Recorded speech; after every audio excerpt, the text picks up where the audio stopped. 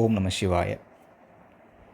எந்த ஒரு விஷயத்தையும் சந்தோஷத்தோட உற்சாகத்தோட செய்யக்கூடிய மேஷராசி நேயர்களே, ஆடி மாத கிரகநிலைகளை ஆராய்ந்து பார்க்கும்பொழுது மாத தொடக்கத்திலேயே உங்கள் ராசிநாதன் செவ்வாய் தனஸ்தானத்தில் குருவோடு இணைஞ்சு செஞ்சிருக்கிறாரு.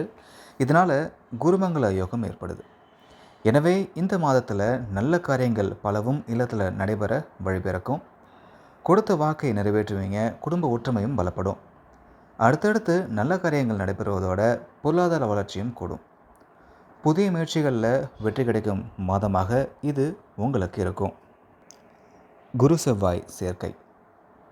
உங்கள் ராசிநாதன் செவ்வாய் இந்த மாதம் முழுவதும் விரையாதிபதி குருவோடு இணைந்து தனஸ்தானத்தில் சஞ்சரிக்க இருக்கிறார்.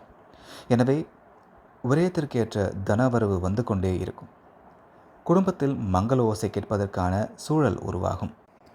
தங்களுக்கோ தங்கள் குடும்பத்தை சார்ந்தவர்களுக்கோ திருமண வயதடைந்த தங்கள் பிள்ளைகளுக்கோ வரம் பார்த்து கொண்டிருந்தால் அந்த காரியம் நல்லபடியாக முடியும். இடம், பூமி வாங்க வேண்டும், வீடு கட்ட வேண்டும் என்று நினைத்தவர்களுக்கு அது கைகூடும். சொத்துக்களால் லாபம் கிடைக்கும் நேரம் இது. புதன் வக்ரம்.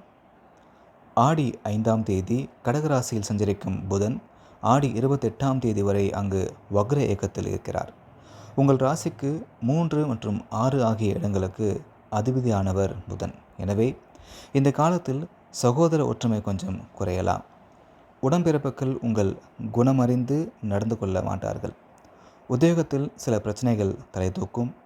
வேலைபளு கூடும். மேல் அதிகாரிகள் உங்கள் மீது கூடுதல் பொறுப்புகளை சுமத்தலாம். கொடுக்கல் வாங்கலில் சில பாக்கிகள் மனதை உறுத்தும். அதே நேரத்தில் கல்வி சம்பந்தமாக எடுத்த முயற்சிகள் கைகூடலாம். சிம்மம் சுக்கிரன். ஆடி 16ஆம் தேதி சிம்ம ராசிக்கு சுக்கிரன் செல்கிறார். உங்கள் ராசிக்கு 2, 7 ஆகிய இடங்களுக்கு அதிபதியானவர் சுக்கிரன். அவர் பூர்வ புண்ணிய ஸ்தானத்திற்கு வரும்பொழுது மிகுந்த யோகம் தரும்.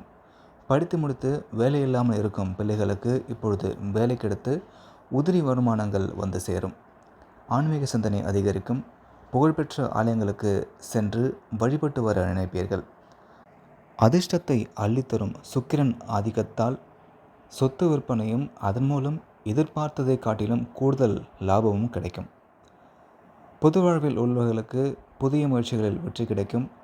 வியாபாரம், தொழில் செய்பவர்களுக்கு கூட்டு முயற்சி பலன் தரும். உத்தியோகத்தில் உள்ளவர்களுக்கு எதிர்பார்த்த முன்னேற்றம் உண்டு. கலைஞர்களின் செல்வாக்கு உயரும். மாணவ மாணவிகள் எதிர்பார்த்த இலக்கை அடைவர். பெண்களுக்கு குடும்ப சுமை கூடும். விரயங்கள் அதிகரிக்கும்.